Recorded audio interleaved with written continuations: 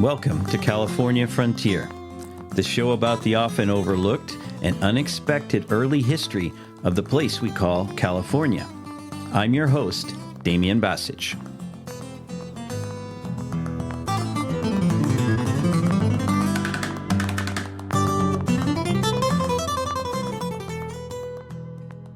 All right, I am honored to have here Dr. Rubén Mendoza. Dr. Mendoza is an archaeologist, the founding faculty, professor emeritus, and former chair of the School of Social, Behavioral, and Global Studies at California State University, Monterey Bay. His archaeological studies and community service learning projects include his role as principal investigator on 4 California missions and the Spanish Royal Presidio of Monterey, where excavations resulted in the discovery of the Serra Chapel of 1770 to 72. He recently partnered with the U.S. military in his capacity as a contractor to identify and recover the original Serra Chapel identified with Mission San Antonio de Padua. He's the co-editor with Richard Chacon of North American Indigenous Warfare and Ritual Violence, Latin American Indigenous Warfare and Ritual Violence, The Ethics of Anthropology and Amerindian Research, and Feast, Famine, or Fighting, Multiple Pathways to Social Complexity. He has published some 250 articles, chapters, journal contributions, and scores of images spanning a range of topics and media, including Amerindian and Spanish colonial cultural histories, art and architecture, social conflict and science, technology, and medicine. Recent publications include Rizzoli's The California Missions and Nasraeli's Mission San Miguel Arcangel with photographer Melva Levick.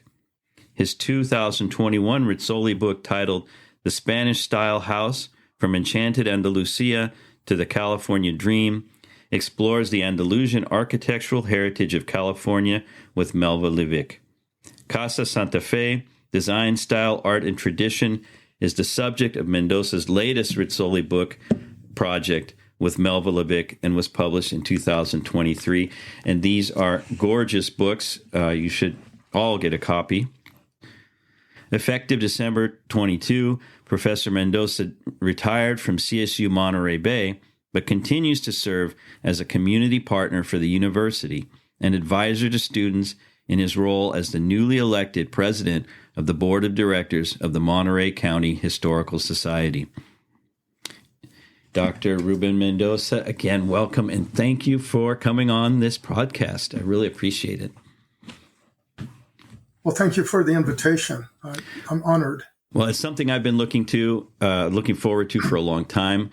Ever since I've known you and heard and read your work, you are one of the, I want to say, the pioneers, the pillars of the studies of California history, and somebody that I've always admired, and so this is really great. So I'm wondering, maybe we're gonna talk about a few things, in particular this really fascinating topic of solar geometry of the California missions.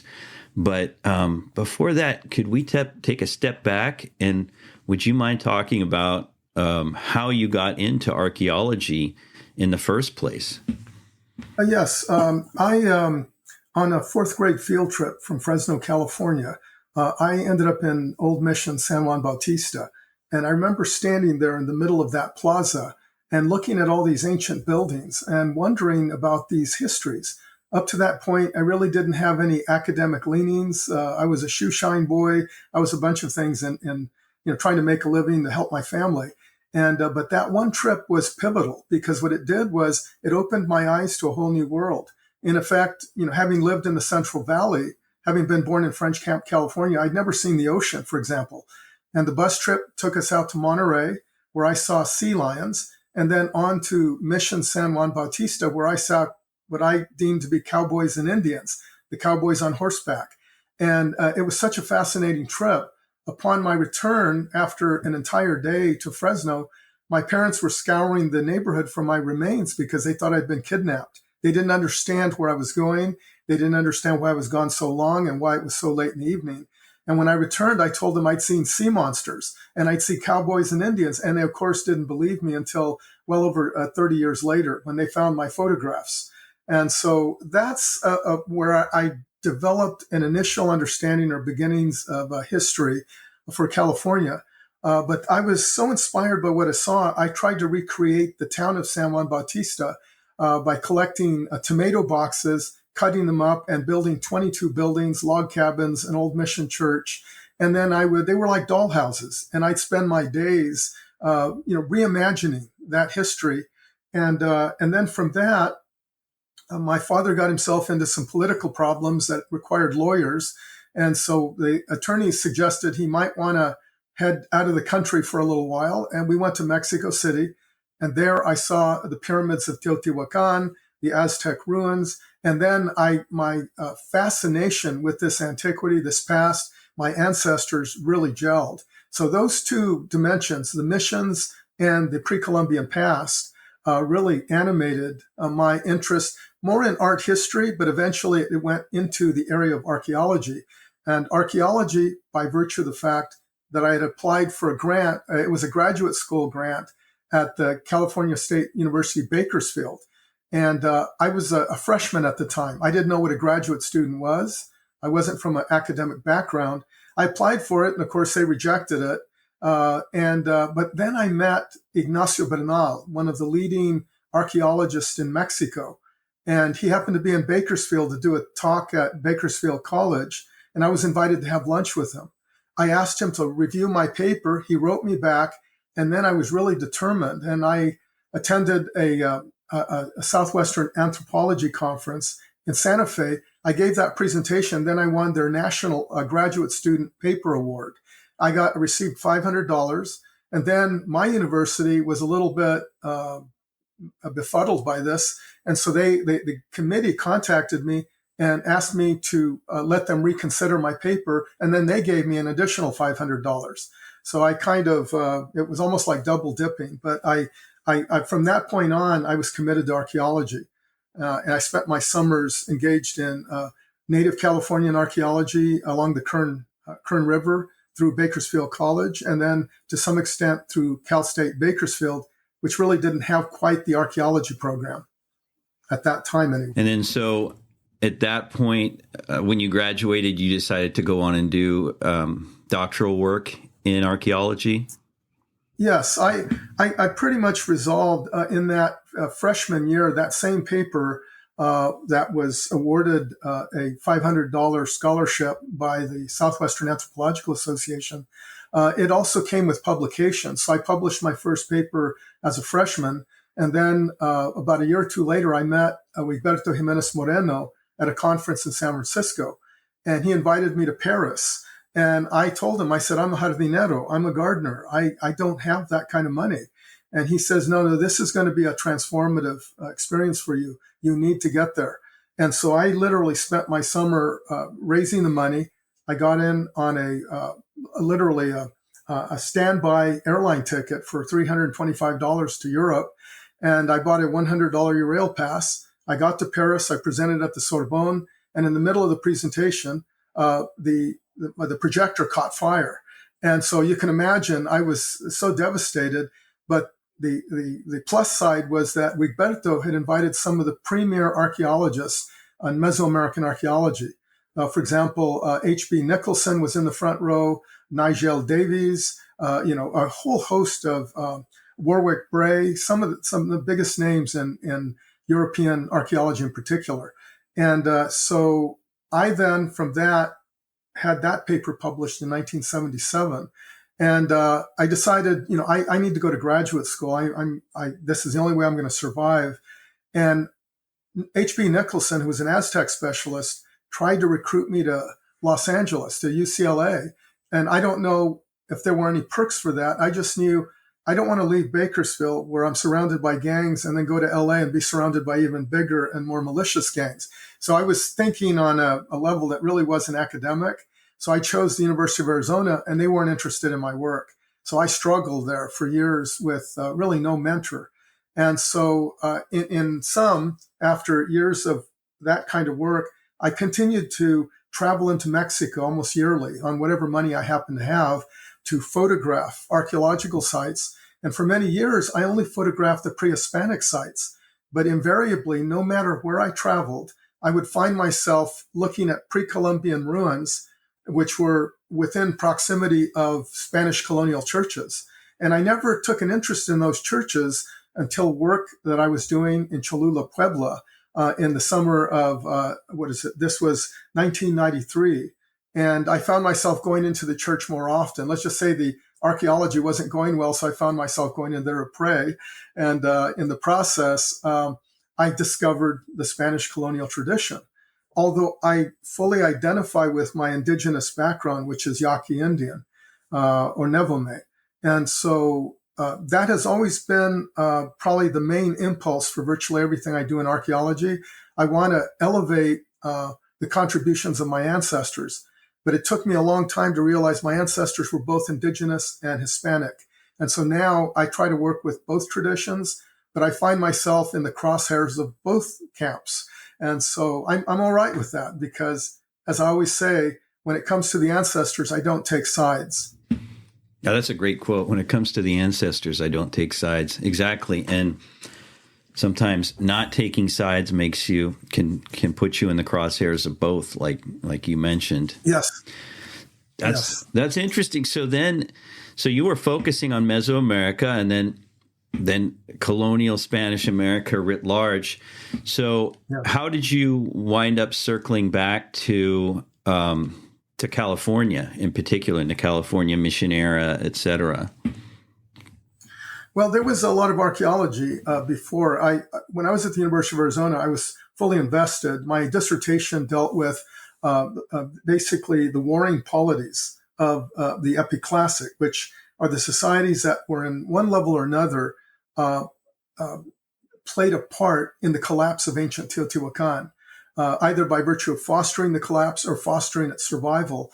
And I was absolutely fascinated with that. And I was able to reconcile my professor's concerns with not being one of them, in other words, a Mayanist, with being able to identify evidence of the Maya in central Mexico and at Teotihuacan. At the time, I got a lot of pushback, and I was, let's just say, I was a little bit disheartened because one of my professors basically didn't like the fact that I was citing the Mexican literature.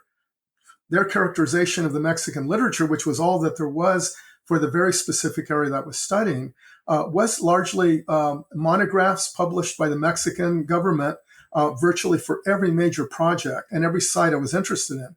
When he said that, I took that as a challenge, and I determined that I was going to use the Mexican literature to the fullest extent. And of course, he and I parted ways. To the extent that he even wrote me let's just say a nasty letter after I graduated saying, you didn't follow my directives, therefore I want nothing to do with you. And of course, I saw that as a badge of merit, and I pinned it onto my desk at my new job at the University of Colorado at Denver. And so what ultimately happened is there I was fully invested in ancient Mexico, and I worked at the University of Colorado for 4 years, where I was involved in high plains archaeology. Then I came back to California to help found the California State University at Monterey Bay. That was, it's basically Fort Ord. It was a decommissioning of a military base. And I was brought in as a planning faculty. There were about 12 of us. And we were told, you need to turn this base around and turn it into a new university within 1 year, or it will revert to the military or become a prison. And we were determined to see that happen. In reality, we were only given 3 months to turn it around and actually develop curriculum, develop the concept, and then actually teach the courses. So the first few years were pretty challenging. But I was also determined not to get sucked into all the politics that were going on. And as it happened, I met a pastor, Edward Fitzhenry, at Mission San Juan Bautista after a homily. And his whole homily, he was a new priest, was all about the conservation needs of that mission. And he talked about the paintings and the vestments and all these other details. And I thought, wow, this is right up my alley. This is something I might be able to help with. So at the end of the homily, I went outside, and then when I tried to get back in the church, he'd already locked the door. And so there I am banging on the door representing the river of life. And he finally opens the door. I corner him and I started asking him questions about the conservation needs. He readily answered, and then he stopped him. So he says, "Wait a minute, who are you?"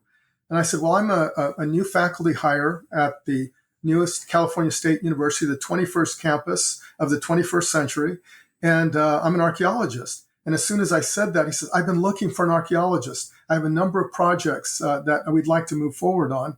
And would you be interested?" And I wasn't interested. I said, to me, it was like, okay, I'm going back to my fourth grade mission project, which in my case, my dad wasn't into the mission, so it became a dinosaur, a plaster paper mache dinosaur. And anyway, I kind of put him off, and then he kept trying to convince me. He said, well, look at it this way. You're the 21st campus. There were 21 missions. Our old pear tree from the 1805 orchard sprouted, and he claimed 21 pears. And then what he didn't tell me is the farm workers ate all those pears shortly thereafter. And I was intrigued. And then I realized we have a service learning program at the university. This would allow me to take students into the field during the year as opposed to a summer, which would be more expensive. And so I began an archaeological undertaking in October of 1995 there at Mission San Juan Bautista. And that's where it began. Wow, that's fascinating. I was on Fort Ord back when it was still Fort Ord, and I remember getting the worst case of poison oak in my life. And oh yes, still there. We were told to crawl through that poison oak. Wow. Oh no. And I've been on your campus, more recently, and it's incredible what has been done there and the state of the art buildings and everything. So you deserve a huge amount of, and being a CSU faculty member, I know how the bureaucracy and the politics can be. So that's pretty heroic on your part. Well, there were a lot of unsung heroes there, and I had friends who, one of whom committed suicide in his office. The stressors, the challenges were immense, and it's a wonder that we were able to pull it off. And and there were many times where I got invested in the politics at the very beginning, which then came back to basically bite me on the backside because now I couldn't get an archaeology lab, and I kept being put off by the administration. And eventually the chancellor's office did a little bit of that too. And I finally decided, you know what? I'm like a colleague said, you don't need a lab. You don't need a high-tech classroom. You just need a tree, a chalkboard, and a piece of chalk to teach these students. And so I spent a lot of my time in the field. And as a result, I wasn't fully invested with my colleagues in the years after the founding. I did my share, more than my share of community service, but much of it was being done in service learning classes where I invested quite a bit of time, thousands and thousands of hours with thousands of students. And so that's probably what kept me sane because I was able to interact with the community that I cared about. Yeah, and I think that's one of the cool things about working for the CSU is that there's this really healthy, when it's doing its job, is this really healthy attachment to the community and to local people who are being involved in this educational endeavor. It's not, the CSU gave me a second chance to get into, as a first generation, college graduate, gave me a chance to get into higher education. So, so when you were there at San Juan Bautista and the priest was talking about the mission and the history, so was you're already involved, you're an archaeologist, you're working in archaeology now, you're a faculty member. Was it also the art history side of things too that drew you in as well, since that was part of your background? Oh yes, definitely. I'm very proud of my Mexican Indian ancestry and also my Hispanic roots. Those two, there was a period when I was about 16, my father convinced me that the church was the cancer brought to the Americas by the Spaniards. And I actually have a photo that I'd shot of one of the Sonoran missions in ruin. And I remember writing it, and actually I still have it. I wrote in ink across it, that very thing, the cancer brought by the Spaniards to the Americas. And so let's just say I had not so much an adversarial relationship with the church because I still considered myself a Catholic.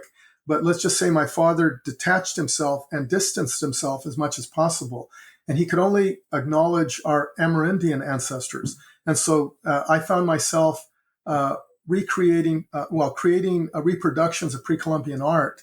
And I did just like the little town I built of Old San Juan. I now was making reproductions, 100-pound reproductions of Quetzalcoatl, the plumed serpent, soapstone carvings, paintings of the Bonampak murals. And then I would cart them into colleges, into farm labor camps, because I was like a missionary, convinced that I could help our community by going in and animating our past to our youth. Because I grew up around gangs. My brother and sister basically they paid there were major repercussions for our family because of their activity. And I was determined to try to do my part to educate our community, because I felt that if I could be this excited about my ancestry, perhaps I can make others excited about it as well. And so that was pretty much what animated me in that regard. Did you keep any of those models you made, or sounds like they were probably pretty interesting? Well, actually, I haven't been in contact with my family, my parents. My dad died in January at 91 years of age. Let's just say he and I had a very volatile relationship. He became a militia member. He hated the idea of liberal professors, the fact that I had written and published on lowriders, on the church, and it just created this massive chasm. And the last time I saw him, he basically threatened my life. And I just decided, you know what? You can do that to me as often as you want, but you don't do that to my wife and my children. And so I cut all ties with them. And the last I heard, because of my father's death, is that the Quetzalcoatl that is apparently still there at my parents' house, in my mom's home. And apparently there's I guess he's a soothsayer, has repeatedly requested to buy that statue for his snake handling. He does snake handling. And I didn't even want to respond to that because I don't have a relationship with them anymore. And I just thought they're going to do whatever they're going to do with it. And I can live with that. Well, I do have Bonampak painting. I have a few minor items that I'd carved. But I carved just like the old mission town. I carved dozens of these things, including a reproduction of Coatlicue, the she of the serpent skirt that stands in Mexico City. I spent 18 months carving that. But that's what I did in high school and the early years of college. And then I turned to photography because my father smashed a number of my works of art, including a large Aztec calendar that I painted. And I decided, you know what, art is never going to be a part of my life. And then I discovered a photographer friend, who taught me how to print black and white and color images and to improve my photography. And as a result, photography has been a major part of what my interests are. Yeah, I have seen some of your photographs, and we've seen some of the prints you've made back in your, I guess it was in your lab at CSU Monterey Bay, and of course in the books that you've published subsequently. Yeah, you are an incredible photographer, and you've certainly made great use of that talent. So I'm wondering then. So then you really started getting into the missions. Did you begin working on San Juan Bautista? I mean, I know you've done a lot of work on San Juan Bautista. When did that begin? Well, it coincided with the beginnings and the first semester of the new university. Literally, in October of 1995, I launched archaeological investigations there, but I did it in tandem with the idea of a service learning project. So students were required to set up children's tours. We would have archaeology open houses, and the value of that really began to gel for me when I had some students who weren't as engaged in the archaeology. But when we actually did the open house, one in particular who will remain unnamed because he's now a missions scholar, a California specialist, He wasn't really engaged. But then when I asked them to take posts throughout the mission to help with the tours, he went over to the hymnals. And I was walking through with a group of people leading a tour, and we get to his station, and he literally started singing from the alabado, from one of the hymnals, in the most beautiful voice. And my jaw dropped. And I thought, wow, the potential of some of these students who may not care for archaeology, but they clearly care about other dimensions of this. And that individual went on to be a cinematographer. He continues doing documentaries and so forth. You probably know who he is. Oh, wow. And so that, and then many of the other students that I worked with have gone on into archaeology and other programs, despite always being told you'll never find a job in that area. A lot of my students have, and they've done well. I'm not going to claim that they all did, because many of them had other challenges. But the work there branched both into the scientific dimensions of archaeology, in my case, architectural history and iconography. And then in the case of the service learning, we had every imaginable kind of project going on. Yeah. So you've brought out, some of the things that I've learned about the architectural aspects, the architectural and iconographic aspects of the missions that, blew my mind and illustrated the complexity of what the missions were and what they were intended to be. Came from, like I said, came from your work. And I know today we were going to talk a little bit about this whole idea of solar geometry in the architecture of the missions. So maybe we can get into that. If you can explain a little bit about what that is, and how you got on this line of research, because I think it's fascinating, and I don't think a lot of people know about it. Well, when I was an undergraduate, I think I mentioned that I had a couple of publications before I graduated and went on to the University of Arizona. I was studying a monument. It was a rock-cut temple known as Malinalco, which is located southwest of Mexico City, about 150 miles as the crow flies. And I remember going there as a 17-year-old because I about age 17, after graduating from high school early because of, let's just say, the number of beatings I'd endured, I decided maybe I would do better to travel the world on my own than to stay in my high school. I went off to Mexico in December of 1973, or January 1974, right before I entered Cal State Monterey Bakersfield. And I traveled to a host of sites, took copious notes. It was clear that I was absolutely enthralled with the pre-Columbian civilizations, the many sites I saw and photographed. But when I got to Malinalco, I had to climb up a precipitous rock cliff all the way along a dirt trail, all the way to this rock-cut temple. And it's a circular structure carved from the living rock. It has two felines, very likely ocelotl or jaguars. In the middle, there's an image of the sun ascending 13 stairs. And at the top, you step onto the bifid tongue of a serpent and enter into the maw of Tlaltecutli, the earth monster. On either side, there's a drum, and all of it carved from a single block of stone. But what was absolutely incredible was entering the chamber, a circular chamber with a bench. And on the back wall was the skin of an ocelot carved straight out of the living rock. And on the sides, there were eagles descending, and then in the middle there was I guess you could call it an altar, probably for ritual human sacrifice, and it was another eagle. Well, in studying that, I became obsessed with it, and virtually every talk I gave for the next few years was on elements of what I called a cosmic archetype. So I was looking at the iconography. I was trying to conceptualize the cosmology of the building, because I saw it in much the same way as Carl Jung might conceive of archetypes. I saw this an embodiment of the Aztec cosmos rendered in stone. And ultimately, that's what drew the interest of other scholars in my work. But after the Paris conference and the publication, it's like it kind of dropped off the map, because another scholar drew on my ideas and actually acknowledged me initially.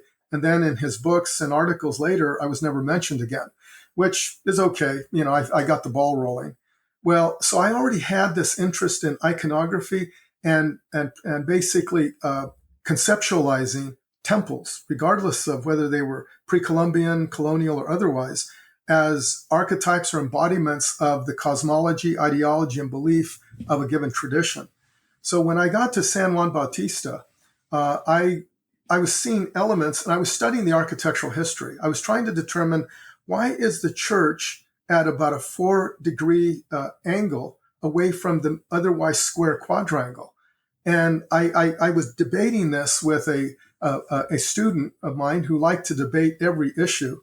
And ultimately, one day in 1997, on the bicentennial of Old Mission San Juan, I was out on the digs, and Father Edward Fitzhenry came out and he said, "Reuben, you need to get into the church.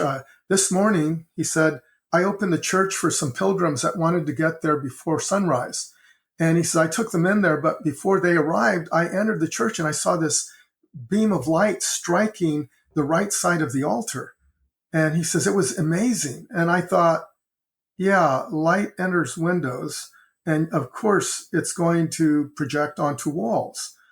And I didn't really buy into it until about the following year. I happened to be on site again. This was 1998.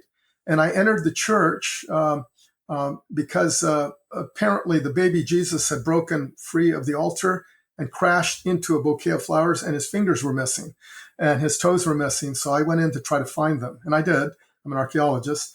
And ultimately, while in the church, I noticed the beam of light, like a tractor beam of light, coming through the window and striking a banner of Guadalupe that had been set up for December 12th. And it was on the right side of the altar. And I thought, no, that's a portable banner. That doesn't have any association with the original church. But it intrigued me. And it was in the following year that Father Ed Fitzhenry opened the church there to the community. And he's an Irishman. And he was convinced that this is like what, my ancestors, the Celts, would do with solar geometry. And so he opened the church. He gave a little bit of a homily in a darkened church and said, "You're about to see something absolutely amazing." And then he walked all of the visitors out into the forecourt. And then he pointed out to the east. And I noticed that in the dead of winter, because this was happening right around midwinter solstice, December 20th, 21st, I looked out and I noticed a hill that I hadn't really taken much notice of. And the sun appears basically in the crotch or in the saddle. And you start seeing the sun rising along the edge of that hill. And I thought, that is interesting. It appears that the church may be oriented towards that saddle. And we look back, and just as the sun breached the saddle, the whole front of this whitewashed church literally is brilliant with light. And then Father Ed said, "Well, let's now go into the church and prepare yourselves." Well, I was running a video camera by this time and also a still camera. And I could see, as people were walking in and they cracked the door, I could see some bright image of light way back in the church near the altar. And I entered, I kept the camera, the video camera going, and I was stunned. I saw the light at the upper left striking a panel of boards that were part of the altar.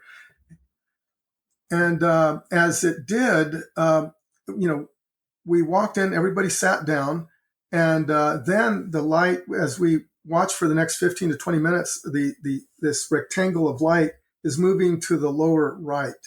And it's clear that the trajectory is the tabernacle, the Holy of Holies, that holds the body and blood of Christ. And now I was really fascinated. And Father Ed invited the visitors to come up to the altar and to look back into the sun. And so I kept the camera going. I got up there and I looked, and I could see that the sun was in the middle of the window, in the central pane of the window. And it was striking the altar and hitting the tabernacle and framing it perfectly. And I thought, that is the original altarpiece. And that absolutely sparked my interest. Shortly thereafter, I presented a paper in this was the year 2000. I presented my first iteration of what I thought might account for this phenomenon. And I did that at Two-Back Presidio. And there I met Marta Schutz-Miller, who has been a friend ever since. She's into a divine proportion and the geometry of churches. And people kept telling me, you've got to meet Marta Schutz-Miller. And then people were telling her, you got to meet Dr. Mendoza. And we hit it off. And finally, in interpreting that past, I've gone to various sources, and the studies have become more and more sophisticated, and going deeper and deeper into what I construe as the cosmology of the Franciscan order. Brother, sun, sister, moon, all of those dimensions. And I've had to go into archaeoastronomy, astronomy, the mathematics of time, all of those dimensions over the years. And in the process of studying the astronomy, it would be many years later that I'd come to realize that the church, the Catholic Church, continues to use the Metonic or lunar solar calendar in order to maintain the calibration of the movable feast days of Holy Week. And that was predicated on the Babylonian and Greek uses of that lunar calendar that was adopted by the Jews. And of course, the Jews, in the fact that Christ was a Jew, and his death essentially and resurrection coincide with the first full moon after the vernal equinox, or March 21st. And so the church is still using that calendar. And it would be some years later, because I got a lot of pushback on this. Some museum curators, some directors in the missions were told that I was a quack, that I didn't know what I was talking about. Let's just say one of them was so intent on undermining my work that anytime he had an opportunity, he would turn it into kind of a free-for-all. I did get publicity in the early years, like from the San Francisco Chronicle, the Los Angeles Times, and no sooner than the article is presented, the comments, as is the case with social media, were just horrendous. And then there were those who would attack those who were attacking me. I don't know who those people were, but I didn't bother responding. My attitude was, well, a lot of this is just off the rails. There's no point. And I was being called a kook, and Mendoza's an idiot. He should know that, Stonehenge was doing this thousands of years ago. They totally missed the point. And the point being that this was a phenomenon not identified with the Catholic Church in the Americas or with the missions of the Americas. In many cases, people say, well, how could these, implying a primitivist characterization of the Spanish tradition, how could they have done this? This would have required geometry and math and astronomy. And I'm quick to remind those who attack these observations for California is that we're looking at a Hispanic maritime tradition. And if they could circumnavigate the globe using sextants and other devices, they could clearly do this for these buildings. And then you have, in addition, the indigenous traditions that were already quite well aware of these phenomena, and they would identify with the midwinter solstice, which for them was the end of time, the potential end of time, and then the feast of the resurrection. And so the church was able to calibrate indigenous cosmologies with those of the Franciscan cosmologies in what we refer to as syncretism. So both of those are melded, and invariably some of the most significant attacks I've endured over the years was those who claim, oh no, this was an indigenous attempt to dupe the friars into worshiping under their solar, a deity. And then others who say, oh no, the Spanish are to be credited with this because they were brilliant and more so than the primitives of the landscape. And I don't respond to those things because I argue this was a hybrid tradition. Each had their reason for doing what they're doing. But I've since clearly identified the use of the Metonic calendar, the midwinter solstice, midsummer solstice, and equinox as being linked into the calibration of the feasts of the Catholic Church, the movable feasts. So there is a clear tradition of this all the way back into ancient Europe. I know we were just getting started, but that concludes part one of my conversation with Dr. Rubén Mendoza. If you liked part one, you're going to really like part two, where we go further in depth in these topics. So stay tuned for part two of my interview with Dr. Rubén Mendoza.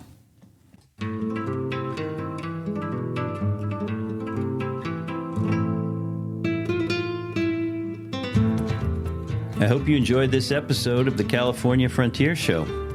If you'd like to support the show, the best thing to do is to let other people know about it. If you'd like to support it monetarily, there are a couple ways of doing that.